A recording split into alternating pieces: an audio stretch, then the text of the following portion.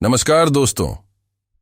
जीवन में जब भी हम खराब दौर से गुजरते हैं तो मन में यह विचार जरूर आता है कि भगवान मेरी परेशानियां देखता क्यों नहीं है, मेरी परेशानियां दूर क्यों नहीं करता। लेकिन सुख दुख तो हमारे जीवन का हिस्सा है। जीवन है तो परेशानियां भी होंगी। एक युवक की अपनी तमाम परेशानियों के लिए भगवान से शिकायत पर आधारित इस कहानी का नाम है दुखों की गठरी। उस युवक का नाम मनोज था। मनोज अपनी परेशानियों से जूझ रहा था। उसे लगता था कि एक अकेला वही संसार का सबसे दुखी व्यक्ति है, सिर्फ उसी के जीवन में तमाम मुसीबतें हैं। उसको भगवान से इस बात की बड़ी शिकायत रहती थी कि भगवान ने संसार के सारे दुख उसके हिस्से दे दिए और फिर सब कुछ भूल कर कानों में रुई लगाकर सो गए हैं। मनोज सोते जागते भगवान से प्रार्थना करता और फिर कभी भगवान को दोष देता तो कभी खुद को कोसता रहता। भगवान है कि न तो उसकी विनती सुन रहे थे और न उसके उलाहने। अब मनोज बेचारा करे भी तो क्या करे। एक मुसीबत खत्म होती नहीं कि दूसरी आ जाती। एक दिन उसने सोने से पहले प्रार्थना की, प्रभु मैं आपके सामने कहता कहता थक गया, अब और मिन्नतों की इच्छा नहीं है। एक अंतिम बार कह रहा हूं, कृपा करके मेरी प्रार्थना सुन लीजिए। अगर आपको मेरे दुख नहीं मिटाने हैं तो कम से कम इतना तो कर सकते हैं कि किसी ऐसे व्यक्ति के दुखों से मेरा दुख बदल दीजिए जिसके जीवन में मुझसे कम दुख हो। हमेशा के लिए नहीं तो कम से कुछ महीनों के लिए ही सही, थोड़े दिन के लिए मुझे भी कुछ राहत मिल जाए। अब भगवान ने मनोज की आखिरी इच्छा सुन ही ली और उसे उस रात सपने में भगवान दिखे। भगवान बोले, बालक मैं तुम्हारी प्रार्थना रोज सुनता था, पर मैं उनके ऊपर ध्यान ज्यादा दे रहा था जो तुमसे भी ज्यादा तकलीफ में है। खैर, तुम अपने सारे कष्टों को विस्तार से एक कागज पर लिखो, फिर एक गठरी बनाओ और शहर के मुख्य चौराहे पर जाकर उसे टांग कर आ जाओ। मनोज हड़बड़ाकर नींद से जागा। पहले तो उसको बिल्कुल यकीन ही न हुआ कि सच में भगवान आए थे और उन्होंने उससे यह सब बातें कही हैं। फिर सोचा कि आजमाने में क्या हर्ज है, क्या पता इससे ही कोई रास्ता निकल आए। उसने भगवान के दिए आदेश के अनुसार अपनी सारी परेशानियां अलग अलग कागजों पर लिखीं। इतनी परेशानियां लिख डालीं कि सच में कागज का ढेर खड़ा हो गया और उसे गठरी में ही बांधना पड़ा। अब मनोज ने अपनी गठरी उठाई और पहुंच गया चौराहे पर। लेकिन वहां पहुंचकर चौराहे का नजारा देखकर अचंभे में पड़ गया। उसने देखा कि चौराहे पर तो पहले से ही लोगों की लंबी लाइन लगी हुई है जो उसी की तरह अपने अपने दुखों की बड़ी बड़ी गठरी लिए आ पहुंचे हैं।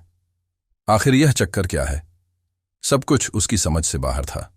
अभी वह इन विचारों में ही खोया था कि तभी एक आकाशवाणी हुई। उसमें सभी को अपनी गठरी को चौराहे पर लगी अलग अलग खूंटी में टांग देने का आदेश हुआ। वहां बेहिसाब खूंटियां पहले से ही बनी थीं। सभी ने अपनी अपनी गठरी टांगी और फिर ईश्वर के अगले आदेश की प्रतीक्षा करने लगे। कुछ ही देर में दोबारा से आकाशवाणी हुई और सबसे कहा गया कि सभी लोग अंदाजे से कोई ऐसी गठरी उठा लें जो उन्हें अपनी परेशानियों की गठरी से हल्की समझ में आती हो। अब उन्हें वही दुख भोगने होंगे जो उनकी चुनी नई गठरी में दर्ज होंगे। आकाशवाणी सुनते ही सभी हल्की से हल्की गठरी को लपकने के लिए दौड़े। सबके साथ मनोज भी नई गठरी चुनने के लिए भागा। खूंटियों में टंगी समस्त गठरियों को घूरता हुआ वह काफी देर तक अंदाजा लगाता रहा। अब उसे एक डर और था कि कहीं वह कोई ऐसी गठरी न उठा ले जिसमें पहले से भी ज्यादा दुख हों। अगर ऐसा हुआ तो परेशानियां और बढ़ जाएंगी और मुझे लेने के देने पड़ जाएं। जीवन तहस नहस हो जाएगा सो अलग। अब उसके मन में तरह तरह के विचार आने लगे। वह सोचने लगा कि कम से कम वह अपने दुखों से भली भांति परिचित तो है और उन्हें झेलने का आदी भी हो गया है। उनके लिए कुछ रास्ते निकालने की शुरुआत भी की है। शायद उसका परिणाम आए तो एक आध दुख घट ही जाए। कहीं ऐसा न हो कि चुनी गई नई गठरी में दुख और भी ज्यादा पीड़ादायक हो जाएं। ऐसे विचारों में खोया वह एक के बाद एक गठरी के सामने से गुजरता, लेकिन तय नहीं कर पाया कि कौन सी गठरी चुनी जाए। उसे यह भी डर था कि कहीं कोई उसकी गठरी न उठा ले। इसी उधेड़बुन में फंसे नवीन ने आखिरकार अपनी गठरी ही उठा ली और चल पड़ा। उसने तय किया कि वह अब इन चुनौतियों का मुकाबले पहले से ज्यादा मजबूती से करेगा। धीरे धीरे मनोज को अपने ही दुख दूसरों से कम होते हुए महसूस हो रहे थे और उसके जैसे ही भाव वहां मौजूद हर व्यक्ति में आ रहे थे। सच में सबको अपना दुख ज्यादा बड़ा और ज्यादा पीड़ादायक लगता है। लगता है कि वही संसार का सबसे दुखी प्राणी है, पर हमसे भी ज्यादा न जाने कितने और दुखी हैं। कितने ही लोग ऐसे हैं जिन्हें 2 वक्त का भोजन भी मुश्किल से नसीब होता है। कभी किसी की शानदार कोठी के आगे से गुजरते हुए यदि यह ख्याल बार बार आए कि जब किस्मत बंट रही थी तो वह इस आदमी से पीछे क्यों रहा, अगर आगे रहता तो उसे भी ऐसा सुख और ऐश्वर्य मिल जाता। जिन लोगों के पास साहस और हौसला है वह आत्मविश्वास की नाव पर सवार होकर आसानी से जीवन की कठिनाइयों से सफलता प्राप्त कर लेते हैं। जरा ऐसे लोगों के बारे में सोचिए जो जीवन मृत्यु के बीच झूल रहे हैं। कम से कम आप किस्मत की लाइन में इनसे आगे तो थे। स्वस्थ हैं, अपने काम के लिए किसी पर निर्भर नहीं है, अपना काम खुद करने के काबिल है। आज के लिए बस इतना ही। हमें उम्मीद है कि ये कहानी आपको जरूर पसंद आई होंगी।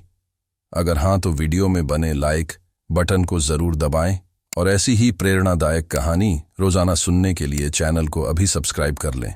धन्यवाद।